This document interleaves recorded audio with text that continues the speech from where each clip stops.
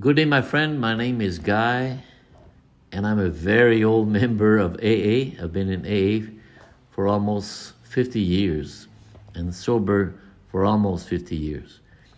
The spiritual and psychological transformation of the newcomer will never be always smooth sailing. For suffering is undoubtedly the stumbling block of all spiritual progress. Just as this child is literally experiencing the growth of his new teeth, the newcomer will have to undergo the profound transformation that God has begun to operate in him.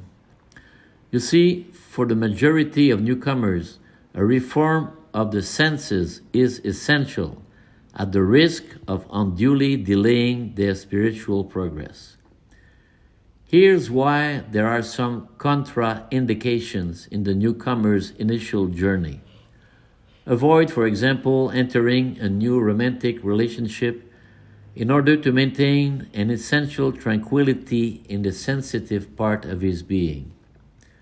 Do not rush into any decision-making process, either personally or professionally, unless, of course, our intuition clearly guides us towards new circumstances.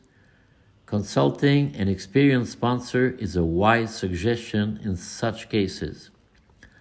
How important it is to make sure we do God's will, especially when it comes to the newcomer making important decisions, because one bad decision could jeopardize his future forever. When in doubt, wait or simply refrain from acting until the situation becomes clearer. So, it is a grace for the newcomer that many of the founders of AA placed their personal faith in Jesus Christ.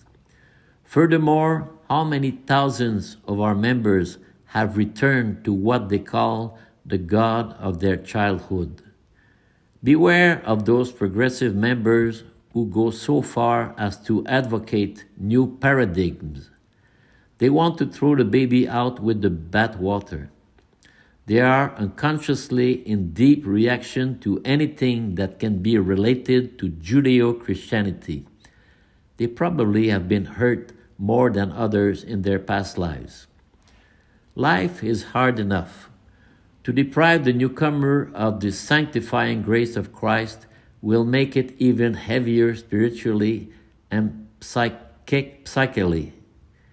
It is therefore with faith, humility, and gratitude that our new friend welcomes his personal Savior in his poor existence. This embryonic faith will gradually become the indelible pledge of his personal alignment with the suggestion formulated by our predecessors. Just as the perverse effects of the disease of alcoholism manifest primarily on a psychic and spiritual level, and therefore are invisible to the naked eye, the beneficial effects resulting from the harmonious development of the spiritual life of the newcomer are also not apparent. However, the important thing is that the implementation of this second step generates very positive effects in the alcoholic existence. He is visibly happier. The circumstances of his temporal life improve in most cases. God has already undertaken his work of salvation in all dimensions of his being. So he feels better physically and mentally especially. The newcomer is therefore no longer alone, neither internally nor externally. His alcoholism plunged him into a world of progressive inner and outer solitude.